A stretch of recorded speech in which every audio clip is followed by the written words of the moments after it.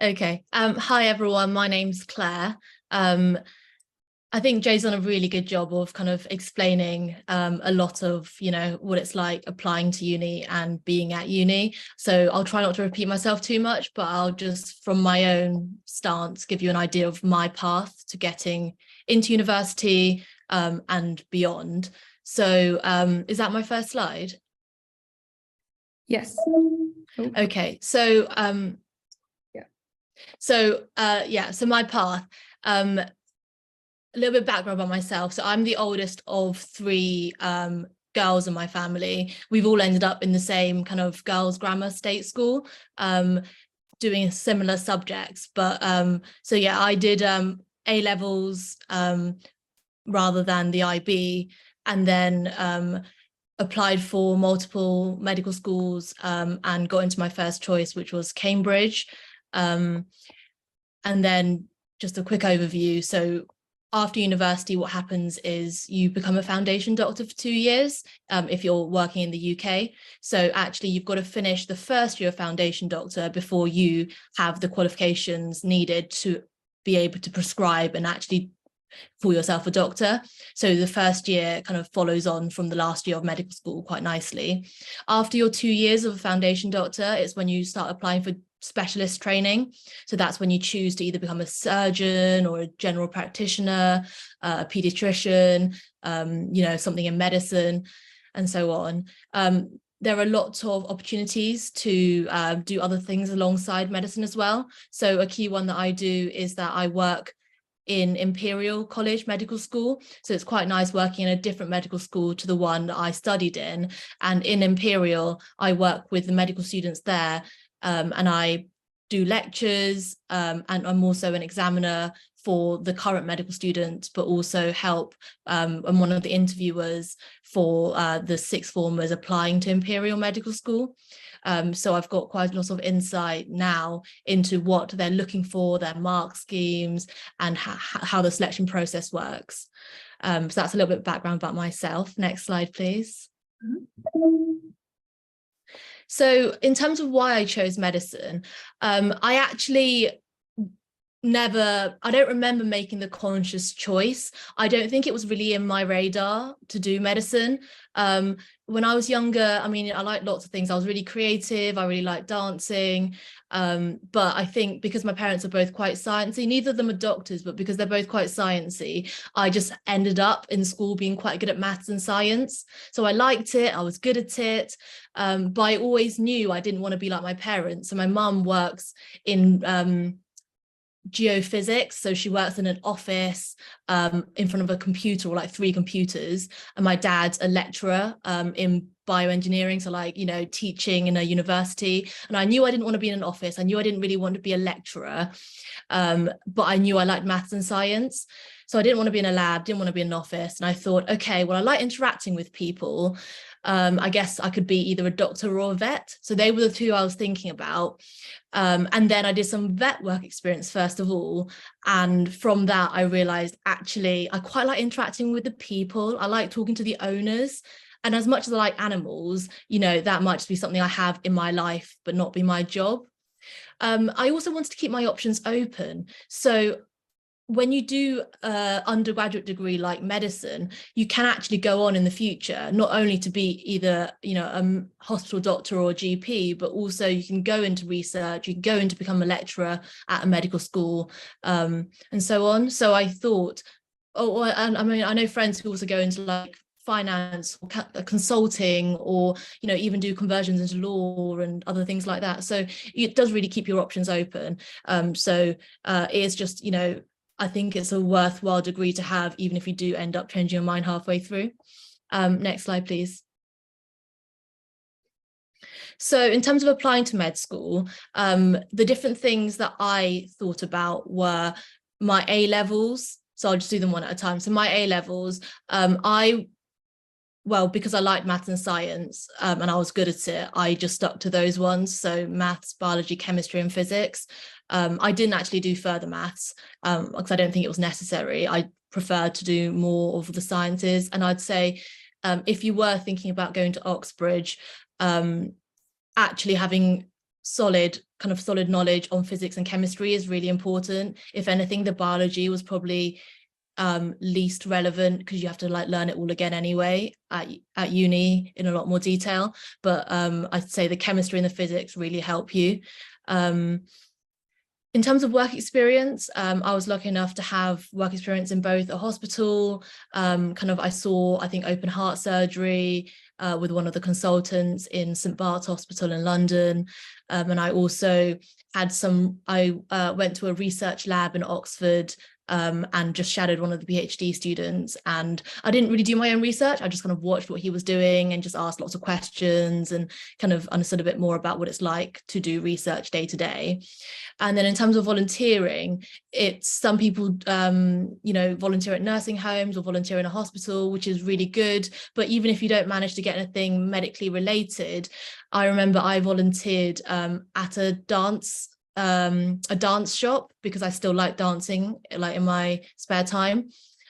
So just doing things like working behind the till, helping people fit on their point shoes for ballet.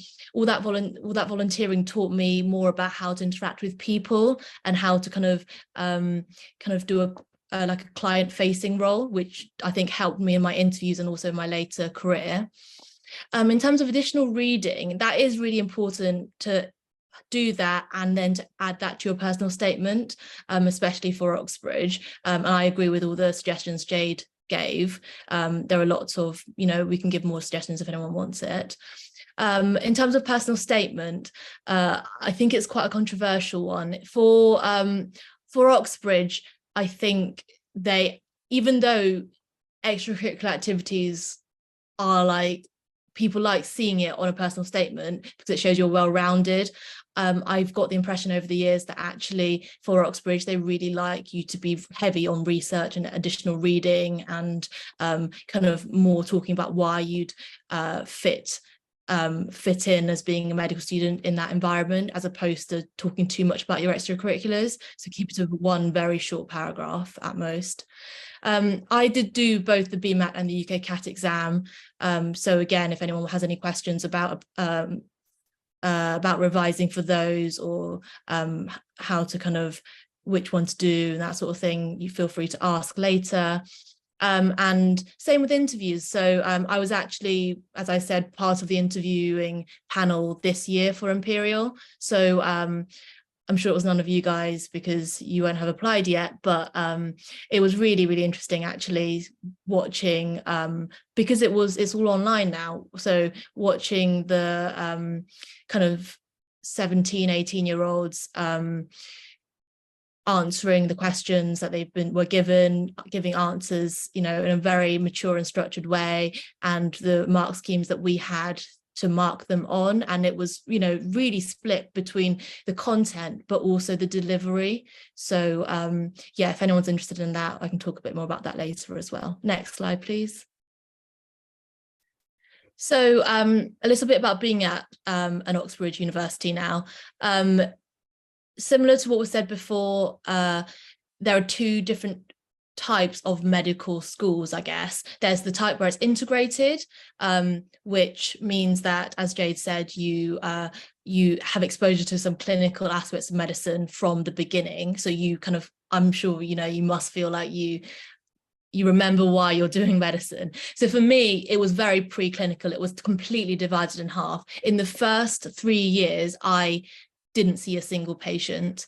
Instead, it was full-on lectures, studying the same as what Jade said. So anatomy, physiology, biochemistry, like molecular medicine, pharmacology, etc.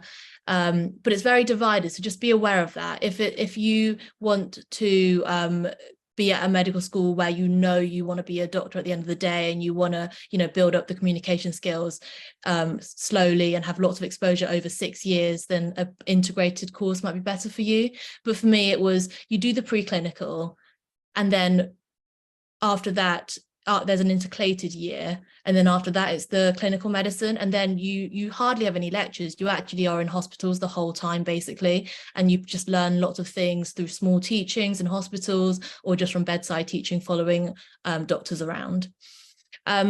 I think another really important thing to factor in is that some universities are structured based on colleges, and this will apply for all of Oxbridge, not just medicine.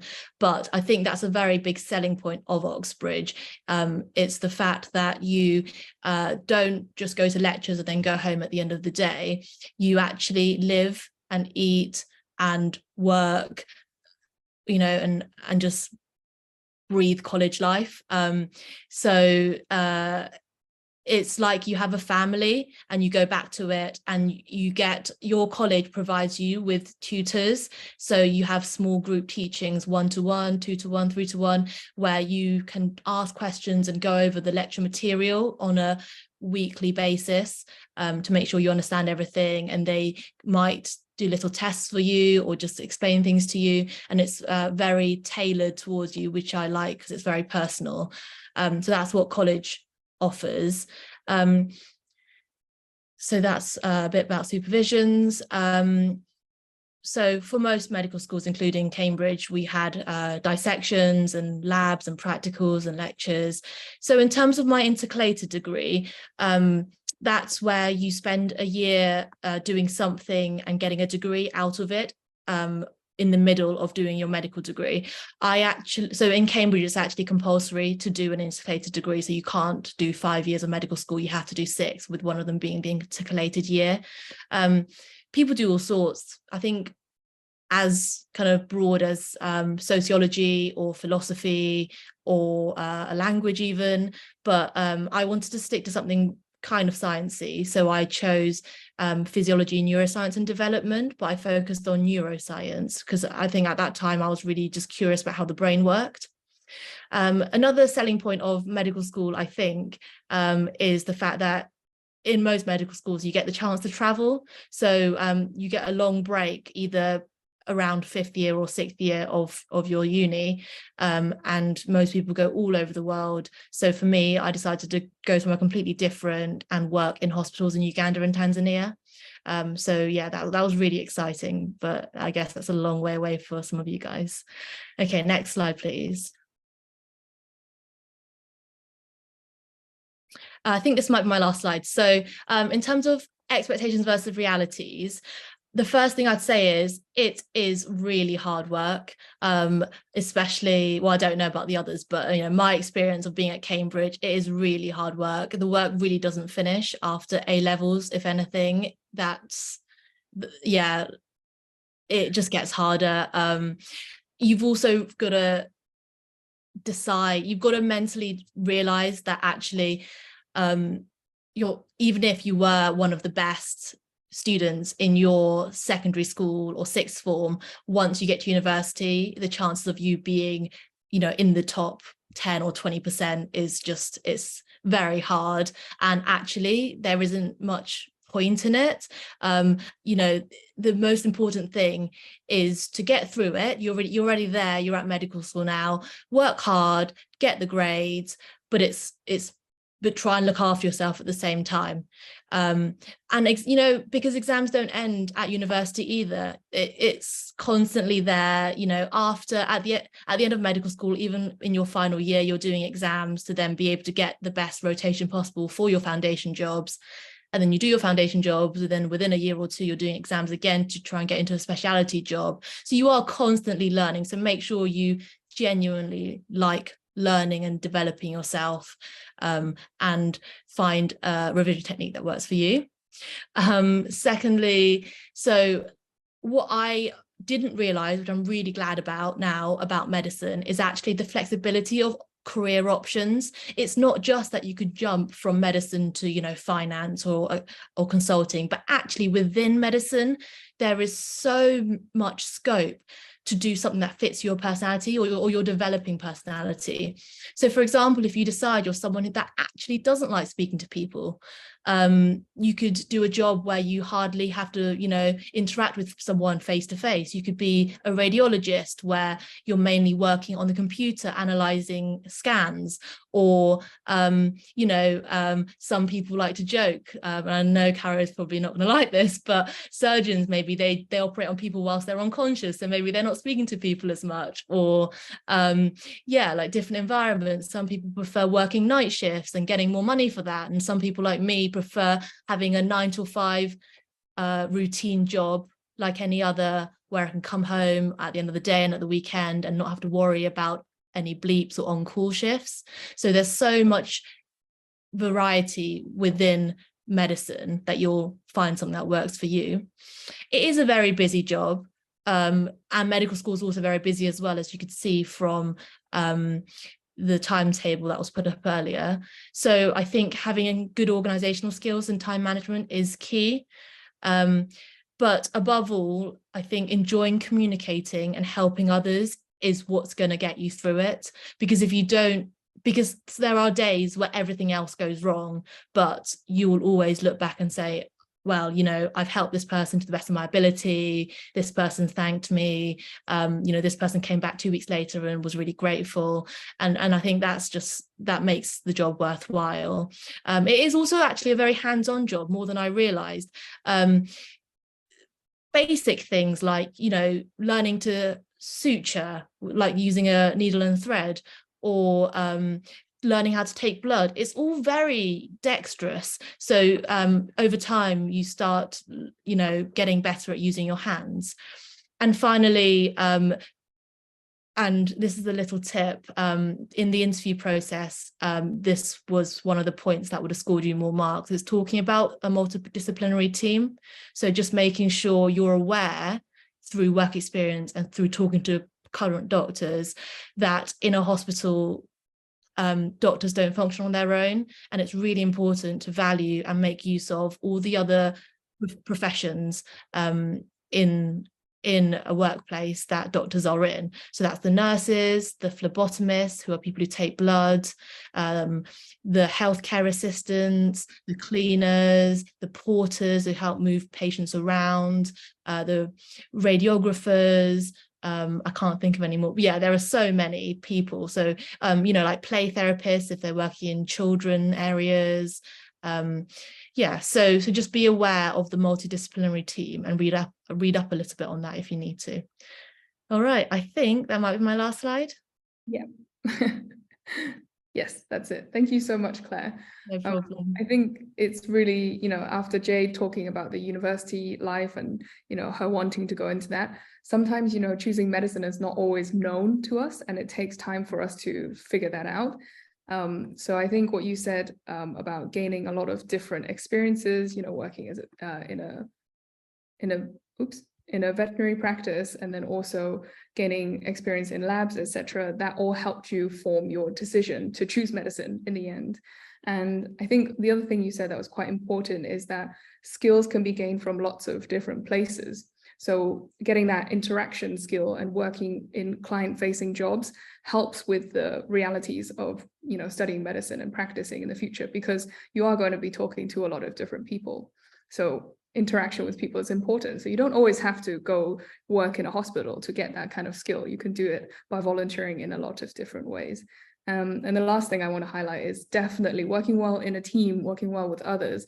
As you leave university or school, university, and enter the realities of life, everything depends on other people. That's how society is. So working well with others is definitely something to highlight. That is a skill for you and will probably help you in your university applications too.